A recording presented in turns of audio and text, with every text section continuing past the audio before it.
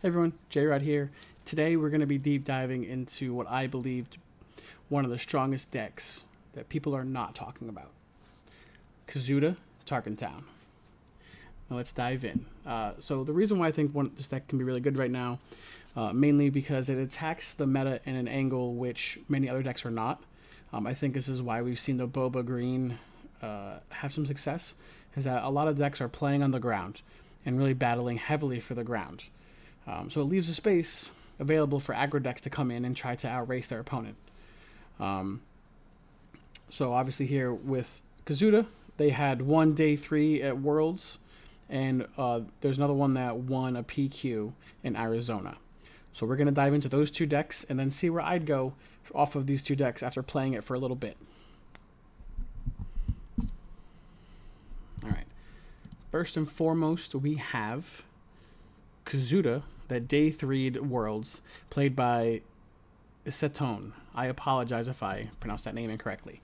So as you can see here, we have some interesting cards. Here is the one of BB-8, which really allows you to reset some of your resistance ships. Of note, if Kazuda's on a ship, it does not make it resistance, so only a few ships have that tagline. So this is a card that I am currently not playing the list because I'm not playing enough resistance ships, but if you play more, I definitely think BB-8 could be a good consideration. Frisk is in the deck solely for the decks that play Entrenched. I think it's a very important card.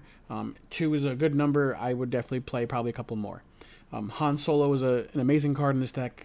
I don't think I have to say any more. You get to attack base immediately with a ship, and it adds more attack, so it's basically the perfect thing for an aggro deck. R2-D2 is okay. I find it a little slow when you lose initiative sometimes, which can really cause you to miss out on damage. So I'm not a big fan of R2, but it can mess up math a lot of times. So it's definitely a good addition. It's definitely something you got to test out to see where it wants to be. 2, Anakin's Interceptors can definitely help you win a race. Black 1, which is an amazing ship when you have pilots. Cartel Turncoat, Fireball, Green Squadron A-Wing, both Millennium Falcons, Stolen AT Hauler, N1 Starfighter, Wolfpack, Daring Raid, For Cause, Heroic Sack, Jam Comms, and Trench Run. Now, if you don't know how Kazuda works with Heroic Sack and Trench Run, and you might be asking yourself, hey Jrod, where's Surprise Strike? Well, what Kazuda does is that he allows you to remove all the abilities from a ship. So let's use Cartel Turncoat for an example. It would lose its bounty, so if your opponent destroys a ship, they wouldn't be able to draw a card. But when you Trench Run a Heroic Sack on that after you use Kazuda's ability, it basically allows you to get the buff without the downside. However, with Heroic Sacrifice, you still get to draw a card. So basically, you get +2/+0 and draw a card for 1 on Heroic Sacrifice. Pretty impressive for that. And obviously, Trench Run, if you're running fighters, get to attack for 4 more, which is massive. So a lot of the early ships are fighters, so definitely being able to pay 1 and hitting for like 6 or 7 is a pretty big swing in the game. This list is running 2 Daring Raid, and again, this was a list made before Worlds. I think even the creator of this would agree going up to 3 Daring Raid is like a must in this deck, especially when you're running Tarkentown. Being able to do 2 damage and finishing off a 5 HP unit is pretty important, if need be, to kind of stall races, because people who can't remove all your ships will just try to race you on the ground, and being able to defeat their biggest unit on the ground so that way you can win the race is a pretty important factor in that. So something to keep that in mind. This sideboard here has some bamboozles, I think is very important. It also has Jedi, I believe it's Starfighter, I want to say. I forget what it's called. The Starship, I think it is. It's the 1/4 that when it attacks does 1 damage to a space unit. That comes in up against, obviously, Vader's a number 1 contender, but also any other deck that might have a lot of space units. It's very good to play that on turn 1. You get to attack their base, maybe with a Han Solo attached to it, deal 1 damage to their ship, and then you can Tarkentown it and basically kill any ship in the first 3 turns of the game, because most of them don't have more than 4 HP that are currently in the meta. The Contracted Hunter, I tried a little bit. I didn't personally love. I'm not trying to defeat them on the ground or control their ground units. I assume that was just a nod to the 2/4s. And they were trying to keep them off like the force units early, which I can see some value in that. But at the end of the day, if your opponent's force throwing you 3 times, you're probably not winning with this deck anyways. So it wasn't really something that I wanted to keep in the deck, but I think was a reasonable choice for day 1 of Worlds. And I imagine the list I'm going to show you next, the one that won the Phoenix PQ, probably has a little bit different cards, so it definitely does, but probably iterated a bit on this based on the meta. All right, and here is the one that won the PQ by Nick702. One of the big things that jumps right out to me right off the bat is it has 2 Cassian Andors, and this is a card that I, again, don't love. I do not want to care about my opponent's ground units. And, you know, I could see, I guess, against like a Vader list that doesn't have ground units, it could be a surprise 3 attack. But, I mean, when I'm playing this deck, I'm resourcing to like 4, maybe 5 if I just like get 2 like Millennium Falcons in my hand late. But other than that, I'm pretty much staying at 4. So that's a card that I wouldn't put in the deck. Han's still here, R2's here, Black One's here, Turncoat's here, Fireball's here, A-Wing's here, both Falcons, Starfighter. Another interesting inclusion is Red 3. I like it. It's an interesting way to add a couple extra damage from hand without your opponent really having much to say about it. Stolen AT Hauler. This person does have 3 Daring Raids, 3 4 Cause, 3 Heroic Sack, 3 Spare the Target, 3 Spark, and 3 Trench Run. So here we are with Spark. I think it's an interesting choice over Jam Comms. I'm never playing it on 2, and even on 3, on turn 2. I'm not playing on turn 1, and I definitely don't want to play it on turn 2 because I want to get other ships out. Because realistically, the best thing to do in Kazuda is to play, you know, a Black 1, and then hopefully like an R2 on top of that. And then the next turn you're playing like the Jump to Lightspeed Millennium Falcon.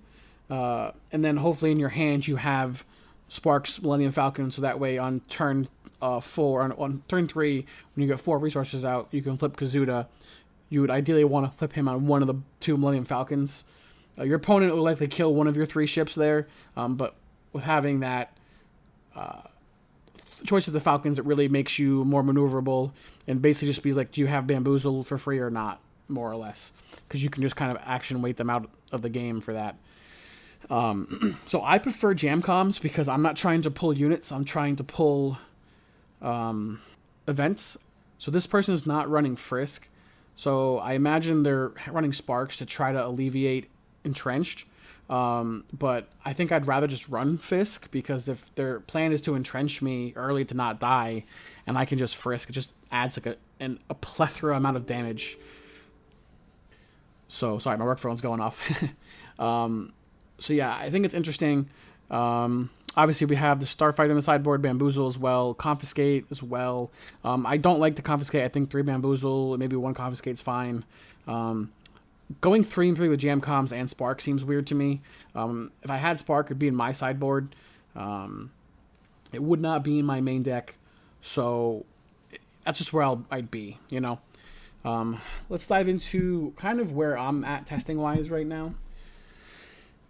You see my deck list is a little bit different than the other ones. I'm running the 3 Daring Raids like I had mentioned, but you'll see like Crackshot V-Wing and Republic Y-Wing in here, right? And I'm not running the 2-1, which I probably could and maybe should be running that as well. Really trying to go a bit wider against some of the blue-green villainy decks that want to survive by Power of the Dark Side and Entrenched. So basically, if I can go 1-drop, 1-drop, I'm pretty much guaranteed to have a ship to flip Kazuda on and really start winning the game off of that. And all of them are fighters, so Crackshot doesn't have to take a damage, which is also kind of important. And having the larger butts is also good with Kazuda because he's a 3-3, so the Y-Wing would be a 4-6, which is pretty massive to try to kill with a leader. And then you can, you know, heroic sack that. You cannot trench run with Kazuda if he's on his ship, because trench run will flip both the cards because it's on attack, where heroic sacrifice is when this unit deals combat damage, so Kazuda can turn that off before he deals damage. So that's why that's there. I have 1 spare the target, kind of trying that out. It also could be a waylay, but I just think being able to collect the bounty, so like in a mirror match I can bounce the Cartel Turncoat and draw a card, was I guess a big enough upside to just use that one. But the biggest non-inclusion in my list here is For Cause, which definitely could be incorrect. I'm still testing that out. I just wanted to have more non-heroic cards that I felt were good, like Surprise Strike. You know, that's a card that like your opponents are always going to be terrified of. And I know you have Heroic Sack and you have Trench Run, and it seems like a lot of buffs, but sometimes you can just draw like 3-4 ships in a row at the end of the game and you just lose because you don't have enough buffs at the end. So that's why that's there. In the sideboard, I have the third copy of Bamboozle and Frisk. Obviously, those are just going to be really good in the matchups that they're good in. The Starfighter as well is here's a 3 of, again, for any decks that have spaceships, that'll come in. A-Wing probably comes out for that if I had to pick a card. That's kind of where I've been pulling them out, solely for the fact that A-Wing's not good in ship mirrors because it's a 1/3, so it usually dies pretty easily to most ships. And then the 1/4, again, it's not attacking for a lot, but doing the damage, being able to Tarkin Town the ship so your other ships can survive and really be able to win the space battle is pretty important. So I think that card is kind of vital in the sideboard. 2 more Sparks. Again, that is for the blue-green matchup to really try to solidify that and try to keep them off their important spells when they need it, like Barrage or anything like that. So just trying to keep them from being able to do what they want, so we can just get some more damage in. And then the channel name Outmaneuver is in there solely for like Sabine, who would want to race on the ground.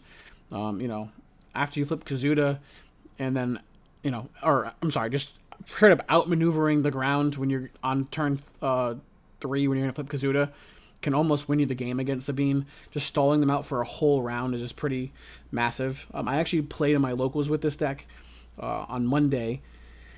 And I went 2-1, losing 1 game to Quinlan, and I lost basically because they had unit Quinlan and they kept buffing him and were able to race me. So I did not currently have Outmaneuver in my sideboard, and I really feel like had I had at least one of those in my hand in that matchup, I easily would have won the match. So I think it's a card that's worthwhile to put in.